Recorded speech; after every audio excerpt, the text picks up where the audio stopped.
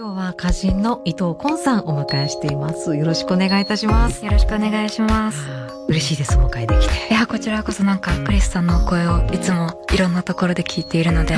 今ここヘッドホンで聞いてってなりました。そんなですそんなです。嬉しい。今週短歌ネイバーズなんですけど、実は少し前にゲストに俳優の中島智子さんがいらした時に伊藤昆さんの歌集をご紹介してくださって、素敵だねなんていうのもありながら、めちゃくちゃ嬉しいです。できるってなんてありがたいこと。今3冊出てるんですね、歌集があるんですけども、もともと伊藤さんは25歳で最初の歌集肌に流れる透明な気持ちを自主制作されて、でその後満ちる腕、そして気がする朝、歌集を出版されています。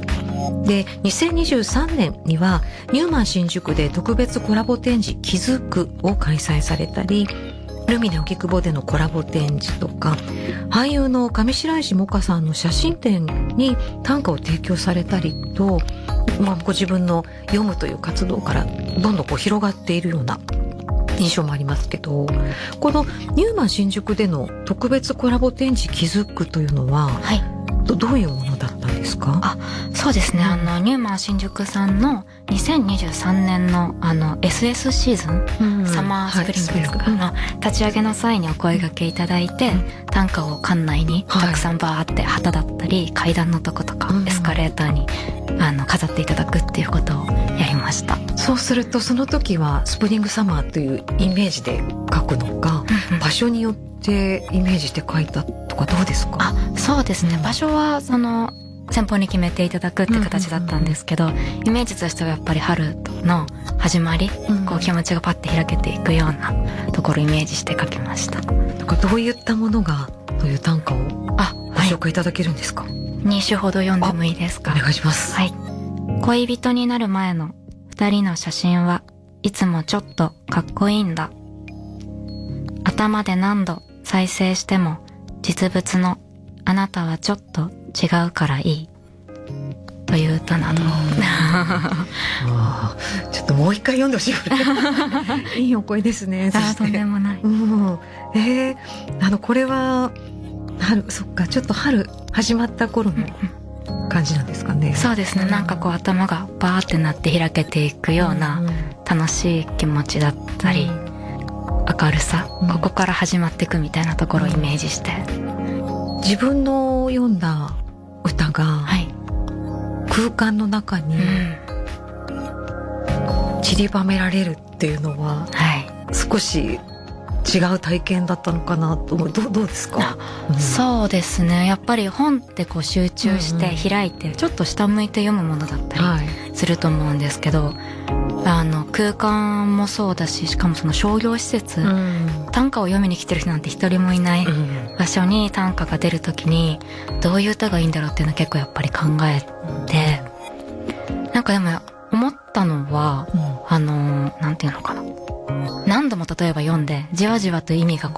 かイメージが広がっていくようないい歌ってたくさんあるんですけど、そういうものを多分置いても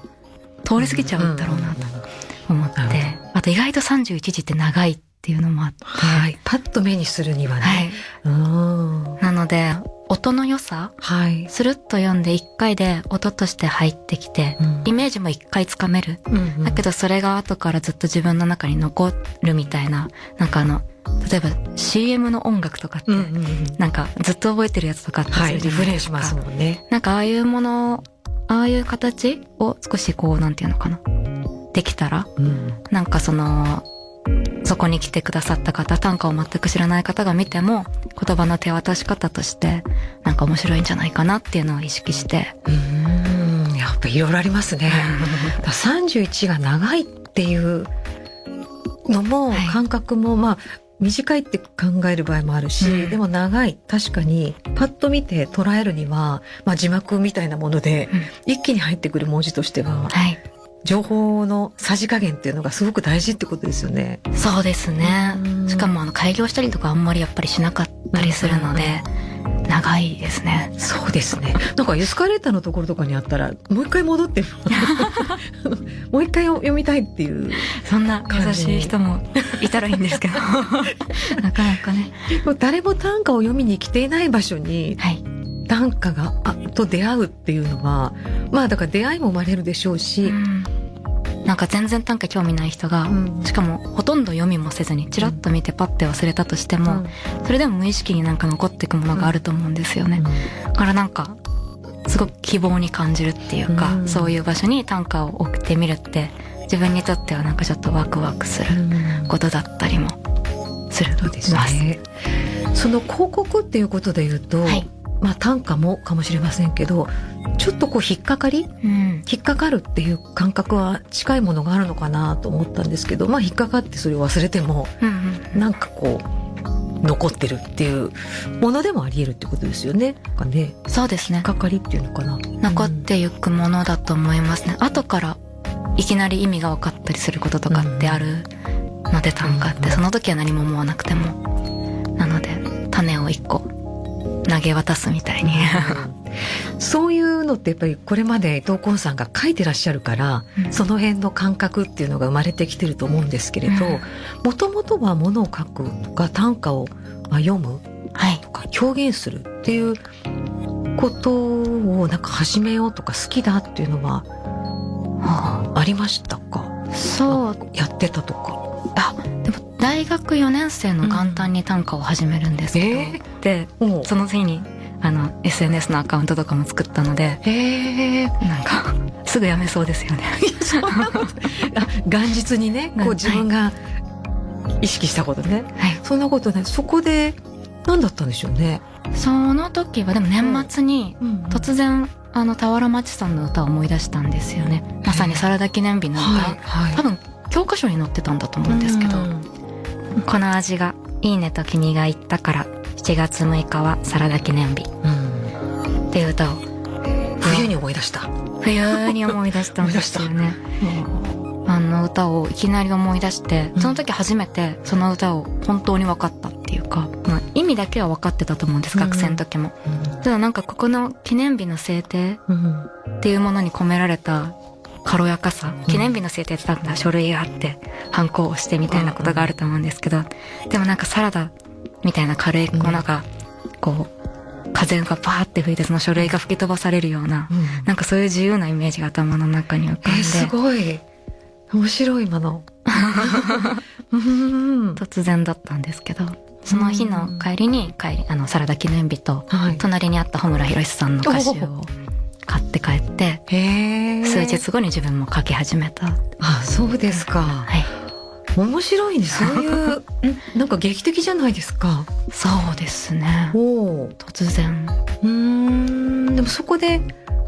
こう続いていった。それも何ですかね。なんかこう初めて毎日決めて書こうってなったのか。はい。あ、そうですね。最初は一日一首書いてみようかなっていうのがあって書き始めたんですけど、面白すぎて短歌がやめられなくて、その後新卒で広告代理店入っちゃうんですけど、1年目なのにお昼休み勝手に2時間とか取って短歌書いてて。それって、確か穂村さんもそんなにね長くそうですか。じゃあ2時間取って、そしたら探されるでしょ。伊藤どこだみたいな。バレなかった。バレなかったそう、そこはじゃあ仕事もやってらしたんでしょうけど、でどれぐらい仕事をしながら。そうですね、半年で辞めてしまったので、ほとんど何もしてない。本当に申し訳ないなって思ってるんですけど。いやでも短歌はじゃあすごく強かったんですね。そうですね、出会いとしてはすごくこう衝撃的というか、自分の中で楽しくて仕方ないみたいな感じで、それぐらい昼間2時間やるぐらいのめり込むっていう入り方は何だったんですかね。そうですね、なんかそれはその時思ってたことではないんですけど、今振り返って思うと、短歌始めたての頃っていうのは私すごい喋るのが苦手意識がとってもあって、でなんか学生時代とかってやっぱ喋るのが上手い人が優位に立つ文化があるじゃないですか。で喋れないけど私だってやれてるぞみたいな変な気持ちがあってなんかそこに短歌ってたった31時に何時間かけてもいいし、はい、ものすごい時間をかけて究極の一首を作っていいので、なんかそれがもしかすると楽しかったのかもしれない、飲み会で一瞬でバッて何かを鋭く言い表すことはできなくても、短歌だったらなんかすごいものができちゃうみたいな感じが多分その時あったのかなっていう気がしますね。まあ、気がする朝とか今肌に流れる透明な気持ちの伊藤昆さんの歌集があるんですけれど、はい、まあ当然自分のことだったり、まあ最初の方だったら髪の長さのこととかね、ここはやっぱ大事だったんだなと思うところがあって、はい、このところ鏡に出会うたびそっと髪の長さに満足してる、はい、そうですね。なんかなんでそれを自分が書くのかってやっぱり自分では難しいしわからないんですけど、なんかすごくとらわれていることだし、はい、自分にとっての何か真実がそこにあるから短歌にするんだと思うんですけど、とらわれているっていうのはなんかこう意識がそこから離れないようなことっていう。そうですね。かな。なんかよく短歌を書いてると、はい、日々の生活の書き留めなければ忘れられてしまうようなことを、こう繊細に救うみたいなことを言われがちなんですけど、短歌っていうジャンルが、でもあんまりそうじゃない気がしていて、私はなんかどこに言うこともなかったけれども自分の中に確かに残ってしまっていて、短歌にするしかなかった感情みたいなものがあって、それがこれまでの人生でずっと溜まっていたものがあったのが短歌と出会ったことで作品になっていくっていう出会い方だったんですけど、はいはい。でもそうなると書くこと山のようにありますよね。ああ、どうですか？意外とそうでもなくて、結構大変。あ、そうですか。なんかこれまでの人生のっていうと、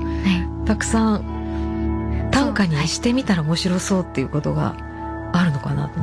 そうなんですよ。多分たくさんあって、ただそれを意識すること、多分無意識下には膨大にあるので、今もずっと書き続けられるんですけど、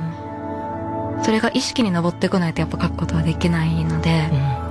思いつかないっていうか、はい、経験としてはあるけれど意識の上に言葉にする意識っていうところまで、そうか、確かにそうかもしれないですね。来るかどうかで。そうですね。あと書きたいと思ってもまだ自分が追いついていない、自分が意識して言葉にするにはまだ自分の認識だったり何かこう言葉が足りてない時っていうのがあって、やっぱ数年かかって歌になる時っていうのもあるので、大変も欲しいか楽しいです。大変も聞きたいですよ。そうこの歌集を作るっていうことも、はい、まあ、何かでもおっしゃっていて本当にそうだろうなと思うんですけれど、こう順番だったり、はい、置き方によって全く違う風に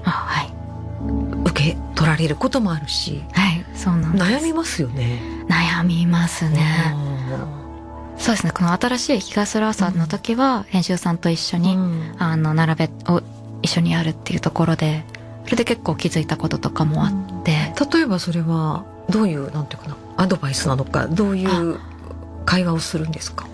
例えば、なんだろうな、例えば恋愛の歌と恋愛っぽいんだけど友愛も歌ってる歌みたいな、その恋愛とも友愛ともつかない微妙な愛について歌ってる歌があった時に、それを恋愛の後ろに置くと完全に恋愛色に染まっちゃうみたいな、なのでそういう歌を一番生きる場所はもしかするともっと人生っぽい歌の後に置くと、その愛がバーって広がっていくみたいな、確かに並びによってその歌がの一番伝えたいところをこうスポット当てていくっていう作業になっていくんですけど、なるほど、どう並べるかで随分違うでしょうし、あとはとても想定も素敵でと言いますか、はい、手にも持ちやすく紙質も素敵だし色も素敵だしというところでこれはもう同じグラフィックデザイナーのはい、脇田明日香さんという人にお願いしていて、ずっと、はい、もう完璧、こちらからもうほとんどお任せ。ですか。これ、はい、ね、パッと会うっていう時と、意外っていう時といろいろあると思うんですけど、脇田さんとの出会いは、もともとは SNS でつながってたんですけど、私がその肌に流れる透明な気持ち、一冊目を出すときに、ダメ元で DM を、インスタの DM でデザインしてくれませんかって送って、そしたら、ぜひって言ってくれたのが最初ですね。これはもう本当にシンプルなんですけれど、肌に流れる透明な気持ちと言って、皆さんが今どんな想定を想像されたかなと思うんですけれども、私が言うと、色味的にはグレーベースで少し光ってる線で、でも手書きの線のような、金網ではないよね。これなんだろう。これは気持ちのなんかこう肌の決めですかね。肌の決めか。わからないです。格子じゃないんですけど、そうか、肌の決めなのかな。そういう話はしないですか？ちょっとした気もするんですけど、なんかでも意味より、もう印象なんかデザイン、ね、だと思ってるので、具体的に何っていうのはあんま聞かないかもしれないです。でこのもう一つ気がする朝という方は、イエロー、淡いイエロー、ちょっとグラデーションもあるんでしょうかね。そうなんです。これはこの本だけの黄色を作ってもらって、特別な黄色なんですけれども。なるほど。そう、やっぱり自分が例えば本をデザインをこんな風にしてほしいとかっていうのを思いついたとしても、それを絶対に超えてくれるのがやっぱデザイナーさんだと思っていて、そういう人と組みたいなっていうのはすごい思っているので、いつも脇田さんからなんかこうデザイン案が届くと、わみたいな、なんかすごい綺麗なナイフで新しいところ、まだ全然自分が見たことないようなところをこうバッて切り開いてもらうような感覚があって、気持ちいい。今のも気持ちいい歌。そうですか。でもやっぱ最初の直感っていうのもあったでしょうね。っていうこの方にっていうところでご縁があった、脇田明日香さんが手掛けてらっしゃるということなんですけれど、今週その短歌ネイバーズとやっていて、短歌が今いろんなところで、例えばそのニューマン新宿もそうですし、広告だったり、いろんなところに短歌が出てる街の中に、SNS に、こういう中でいろいろ感じる短歌っていうものに関して、伊藤昆さんどういうふうにこの現象とか、自分がその中にいるっていうのを捉えてらっしゃるんですかね。短歌を自分が始めた頃は、短歌やってるっていうと、みたいな、短歌もう死後みたいなことを言われてたのが、最近はやっぱ全然短歌やってるっていうと、なんか会社の人もやってるよとか、それは随分違いますね。そういう時にちょっと流行ってるんだなっていうのはすごい思うし、ね、その市場がやっぱすごく少ないので、なかなかね売れないという現状がある中で、読む人が増えて、もう名作がやっぱ山ほどあるので、歌集はその名作たちが紐解かれていくっていうのはすごく素晴らしいことなんじゃないかなっていうふうに思ってます。こういうその言葉っていう中でも、短歌っていうものがとても肌にもしかしたら合うとか、自分がそこは言えることがあるんじゃないか。言葉っていうのはどういう存在ですかね。そうですね、言葉って難しい。言葉ってやっぱりでも普遍的すぎるというか、言葉が好きでしょってやっぱ前提で話していただくことが多いんですけど、言葉自体が好きかって言われると難しいんですけど、ただすごくいいなって思うのは、もうみんな練習済みなところ、音楽を例えば今からやりたいって言ったらギターの基礎練したり、絵だったらちょっといろんなこと学んだりとか、いろんな最初の練習下積みな時間があると思うんですけど、言葉ってもう日常生活で下積み終わってるので、結構短歌でビギナーズラックがあるとか言うんですけど、初めて書く人がポーンっていい歌作っちゃったりするんですね。それはやっぱりその人がこれまでの人生でその人だけの言葉の体系を育ててきたっていうのがみんなの中にあるので、なんかそういう部分はすごい優しい。そうですね。練習が苦手な人、めんどくさがりな人とかもできるジャンル。確かに。あとマイルールでできそうですもんね。そうですね。本当に。本当だ。そうすると向いてる人結構いそうですね。そうですね。結構誰がやっても面白いっていうのがそういうことですよね。あると思います。なんか今週も短歌の話していると、ゲストの方もですし、自分もですけど、はいとかスタッフとか、リスナーの人が、どういうの書くかすごく、知りたくなるとか。わかります。なんかこう、どういうの書くかなとか、別にいい悪いとかじゃないじゃないですか、これ自体も。面白がれるっていう、どんなものでもっていう中では、なんか短歌で会話したら面白いだろうね。いや、そうですね。本当に。なんかたまにワークショップとかやらせてもらう時があるんですけど、全然みんな違うんですね。本当に。なんか似たり寄ったりみたいなことは一度もなくって、ちゃんと作ってもらうと全然違う歌ができてくるっていうのがなんかやっぱその証拠というか、みんな違う世界で自分の世界を生きてるんだなっていうのを感じられると、嬉しいです。確かに自分の世界を生きてるんだって自分でも再確認できそうですよね。そうですね。こう今なんとなく溶け合ってるものも多い中で、自分の輪郭を確認できる機会なのか。そうですね。そういうのはすごくあると思います。今週は短歌ネイバーズということで月曜日からやってきましたが、最終日の木曜日、今日は歌人の伊藤昆さんをお迎えしました。伊藤昆さん、ありがとうございました。ありがとうございました。今日は伊藤昆さん、お話伺ってきましたけれども、非常に軽やかで、歌の短歌の印象とまた少し違うところもあるし、